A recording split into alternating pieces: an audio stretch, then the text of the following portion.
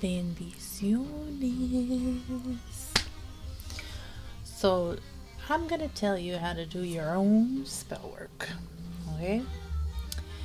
If you have your ancestor altar set up and you have an ongoing ancestor altar, then probably you've left random things at the altar that at the time you don't know, but something tells you to put that on the altar. Maybe you have like a dish or something that you find something outside, or you find something in your house. You almost, get certain things and you keep adding them: shells, feathers, pennies,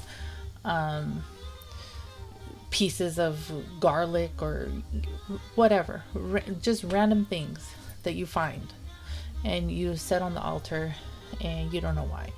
Those items later you could use in your spell work, and usually they are for some type of spell work.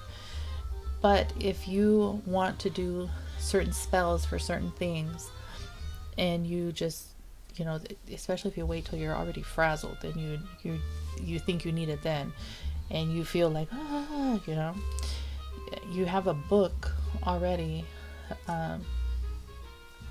I don't have one right here with me to show, but I do have one. It's a book of like 1,000 spells or something inside of it, or I think that's what it is, 500 or 1,000, something like that. And so whatever it is that you need, you go to the page of what it is, and then you see, like you see what it is that the spell calls for. Usually there's 2 or 3 of different variations of it, and then you just read what it is. Kind of like recipes. When you get recipes and you read different recipes, and you kind of get a little bit from that one and that one and that one and mush them together, because you might not have everything that's listed in that, but it just to give you like a structure, like the foundation of what it is that you need, just to give you an idea of where you need to be going with it. And then you just kind of do it on your own, and you just read through it a little bit, and get the stuff, get it all ready so you have it right there, and then you get yourself ready, taking your bath or whatever it is that you need to do, cleansing yourself, cleansing your space, getting your area set up with everything there that that you need, and then so you could only focus on that, what it is you're doing, and you could place all of your intention on that, and preferably not to have any devices or anything on. If you could turn off even the Wi-Fi, turn off everything around. I know like nowadays a lot of people listen to music through like iTunes or something, but that needs the Wi-Fi. So try to go old school with it and just get like an old-fashioned CD player or something like that, or iPod that you can connect without having to have the Wi-Fi on.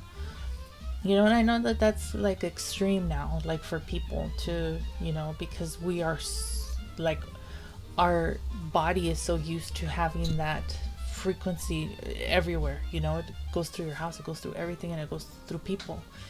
And so people are used to having that. So when you don't have it, it's like hard at first, like a withdrawal. People go through a withdrawal, but it'll help a lot with your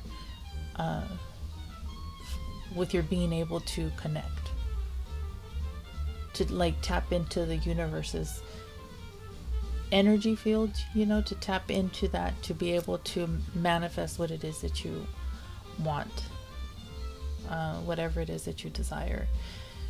And